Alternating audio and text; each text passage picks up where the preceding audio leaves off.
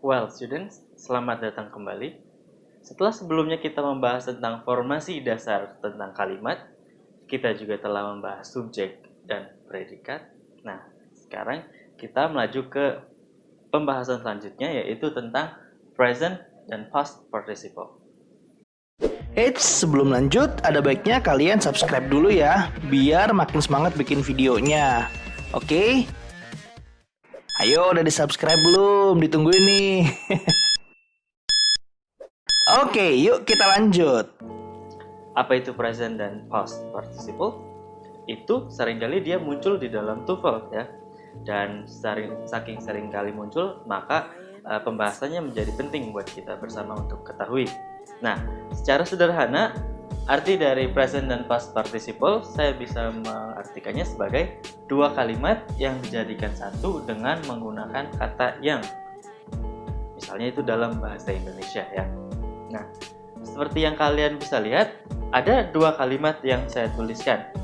Kalimat yang pertama adalah perawat itu membantu Dokter Nadia, dan yang kedua, perawat itu bekerja di rumah sakit internasional. Nah, tentu saja kalian harus ingat bahwa setiap satu kalimat yang ada itu akan mengandung unsur subjek dan predikat. Itu wajib dan memang akan selalu ada. Misalnya di kalimat pertama jelas subjeknya adalah subjeknya adalah perawat. Predikatnya membantu. Begitu pula dengan di kalimat yang kedua, subjeknya adalah perawat dan predikatnya adalah bekerja. Very good. Nah, tetapi untuk masuk ke dalam present dan past participle, si kedua kalimat ini perlu digabung menjadi satu. Karena baik di dalam bahasa Indonesia ataupun bahasa Inggris, satu kalimat yang efektif itu adalah kalimat yang hemat ya. Jadi, jika digabung dari dua kalimat tersebut akan berbunyi seperti ini. Perawat yang membantu Dokter Nadia itu bekerja di rumah sakit internasional. Oke, tunggu dulu.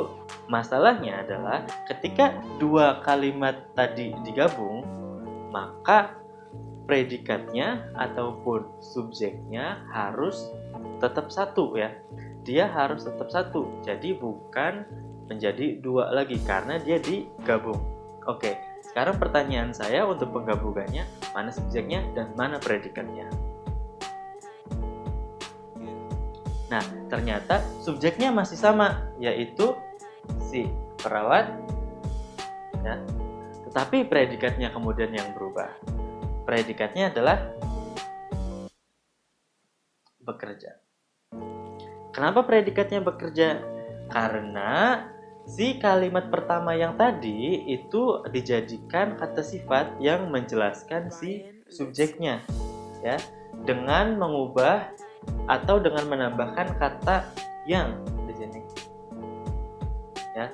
Jadi, jikapun pada satu kalimat ini kemudian si kata yangnya kita eliminasi, dalam arti kita kesampingkan dulu, maka kalimat utamanya yang ingin disampaikannya tetap tersampaikan maknanya, yaitu perawat itu bekerja di rumah sakit.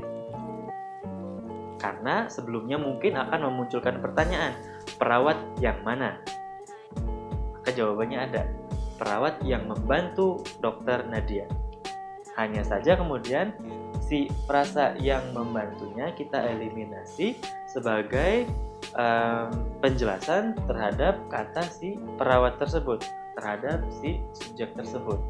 Jadi yang tadinya memiliki dua predikat, yaitu membantu dan bekerja, ketika dikompres menjadi satu kalimat, si predikatnya hanya satu, yaitu bekerja. Nah, students, itu adalah contoh di dalam bahasa Indonesia. Mari sekarang kita berlanjut ke contoh di dalam bahasa Inggris. Well, students, this is the example for the English version. Okay, I wrote two sentences which then I'm gonna combine them into one sentence. The first sentence is gonna be, the woman is taking care of a pregnant mother. And the second sentence is, the woman is working in a district hospital. Oke, jadi seperti yang kalimat dalam bahasa Indonesia pun, sama saja dengan bahasa Inggris ya. Maka identifikasi pertama-tamanya adalah subjek sama predikat. Kalian harus mengenali subjek dan predikat, gitu kan. Nah, kita langsung saja lihat ke contoh yang sudah digabungkan. The woman taking care of a pregnant mother is working in a district hospital. Pertanyaan saya adalah, mana subjeknya dan mana predikatnya? Yes, subjeknya adalah the woman, dan predikatnya adalah taking atau is working. Yes, jawabannya adalah is working. Kenapa jawabannya adalah is working? Pertama yang harus kalian identifikasi adalah ketika kalian menemukan kata kerja, ciri-cirinya adalah adanya modals atau to be ya, kayak is, am, are, was, were, has, have, dan lain sebagainya, can, must, dan sebagainya ya. Oke, jadi pilihan jawaban yang tepat adalah is working. Nah, lalu kenapa taking itu tidak bisa dianggap sebagai predikat? Karena taking itu sebagaimana di dalam bahasa Indonesia, kita harus merabanya atau kita harus membayangkannya sebagai kata kerja yang artinya adalah yang ada kata yangnya ya. Jadi di dalam bahasa Indonesia bakalan berarti perempuan yang merawat ibu hamil itu bekerja di rumah sakit daerah. Seperti itu ya. Jadi yang seringkali mengecoh kalian ketika menghadapi soal TOEFL adalah adanya dua predikat yang sama. Misalnya dalam bentuk ing. Dua-duanya sama. Kemudian kalian bingung menentukan mana predikat yang sebenarnya, mana predikat yang sejati, gitu kan ya. Nah, jadi jawabannya adalah working. Kenapa dia menjadi predikat yang utama? Sekali lagi saya tekankan karena dia ada is-nya. Seperti itu. Okay, well students, here's the example from a TOEFL test. Oke, ini adalah contoh bagaimana soal TOEFL yang menggunakan present dan past participle. Ya, contohnya bisa kalian lihat. Oke, the film ... appearing at the local theater is Titanic. Oke, sebagaimana saya sebutkan sebelumnya, kalian bisa tebak sendiri kira-kira mana jawabannya. Oke, dibahas saja ya. Bagaimana dengan A? Is. Jika jawabannya is, nah, dia akan menjadi kalimat yang tumpang tindih ya. Jadi, ketika kalimatnya begini, the film is appearing at local theater, is-nya ada dua, gitu kan. Sementara yang bermasalah adalah yang di sini, gitu. Jadi, kita tahu bahwa is yang di belakang ini adalah verb-nya atau predikatnya yang sejati. Jadi, ketika yang dipilih adalah A dan ditaruh di sini, maka is-nya di situ tidak berarti dia sebagai predikat kan, dan makanya jawabannya adalah salah gitu. Jadi bukan is. Lalu bagaimana dengan B? It. Jika ditaruhkan it di sini, maka apa yang terjadi adalah subjeknya tumpang tindih, subjeknya redundant dengan si kata film. Subjeknya sudah ada film, tapi kenapa ditambahin kata it lagi? Maka itu jadinya salah.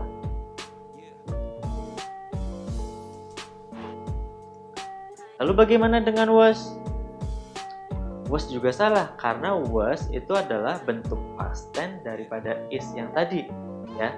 Jadi ketika was ditaruh di pilihan jawaban, maka itu akan sama saja perannya dengan is. Dan ini jawabannya adalah salah. Maka jawaban yang betul adalah D. Now. Oke. Pertanyaannya mungkin adalah, kenapa now menjadi jawaban yang betul?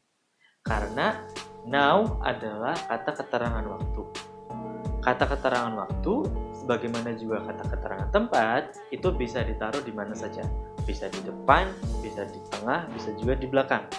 Nah, sesuai dengan prinsip present dan past participle tadi, ketika ada kata kerja appearing yang pertama, ya, itu dia tidak dianggap sebagai predikat, karena predikat yang sejatinya sudah ada, yaitu si is yang ada di belakang, ya.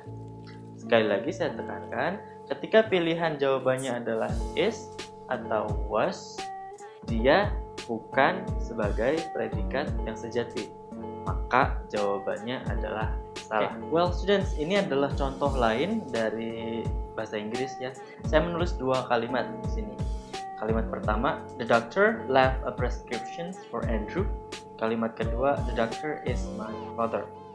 Oke, seperti yang saya sering kali bilang juga, setiap satu kalimat mengandung satu subjek dan satu predikat ya. Jadi kita bisa lihat bersama-sama bahwa kalimat pertama subjeknya adalah the doctor. Kalimat kedua juga the doctor. Dan predikat di kalimat pertama left atau pergi dalam bahasa Indonesia, meninggalkan. Dan kalimat kedua ada is. Pertanyaan saya, jika kedua kalimat tersebut kemudian dikombinasikan menjadi satu kalimat, maka bunyinya akan seperti apa? Ya.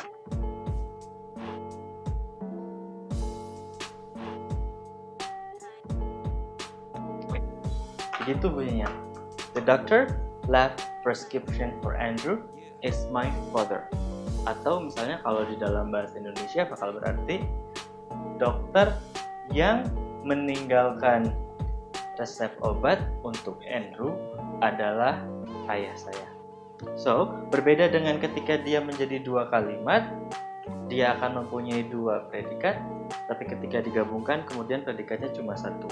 Yang mana? Yes, predikatnya adalah is.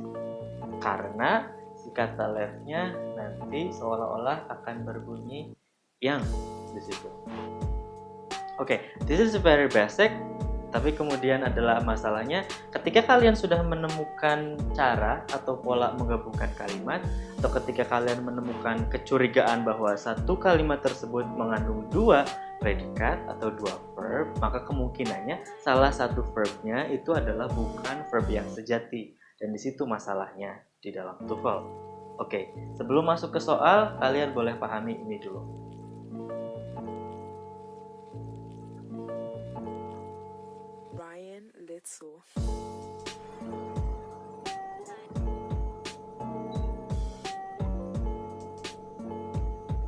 Nah, ini dia contoh selanjutnya. The bread baked this morning smells delicious. Oke, meskipun kalian tidak tahu artinya, yang terpenting adalah kalian peka terhadap subjek dan predikatnya. Lagi-lagi, itu yang harus ditekankan. Oke, misalnya nomor 1, subjeknya apa? Yes, the subject is the bread. Subject is the bread. Subjeknya adalah roti. Baked this morning smell delicious. Oke, kalian harus peka juga ya terhadap predikatnya. Ketika subjeknya ada dan kemudian kalian menemukan ada kata bake dan smell gitu. Dua-duanya adalah verb, dua-duanya adalah predikat dalam bentuk yang lampau gitu. Ketika ada dua verb, tadi seperti saya singgung juga, harus ada satu verb yang sejati, harus ada satu verb yang benar-benar menjadi verb. Yang satunya adalah yang disebutkan kata yang, ya. Oke. Mana di antara dua ini yang kemudian menjadi verb sejati? Nah, kalau misalnya kita membayangkannya secara bahasa Indonesianya ya, bakalan kayak gini. The bread yang bake pagi ini bla bla bla enak gitu. Jika kalian misalnya tidak tahu artinya gitu kan. Nah, oleh karena itu kemudian si kata yangnya muncul di sini. Nah, permasalahannya adalah kemudian berarti si back-nya adalah bukan sebagai predikat utama atau bukan predikat sejati. Predikat yang benarnya adalah smelled ini. Ya. Nah, lalu kemudian bagaimana dengan pilihan jawabannya? Yang pertama ada has, kedua ada was, ada it, dan ada just now. Oke. Kalau pilihan jawabannya has, gimana gitu? Ketika pilihan jawabannya has, maka di sini dia akan berupa verb. Dan itu jadinya tidak bisa diterima karena verbnya sudah ada yang sejati, gitu kan? Oke, jadi has gugur. Lalu bagaimana dengan was? Was misalnya juga tidak akan bisa diterima karena ketika dikasihkan was dia akan menjadi predikat yang artinya adalah pasif ya. Maka was kemudian jadinya gugur. Lalu bagaimana dengan it? It juga jelas dia tidak bisa diterima karena it itu nanti bakalan double dengan si kata bread gitu. Jadi jawabannya adalah just now. Karena just now ini adalah keterangan waktu.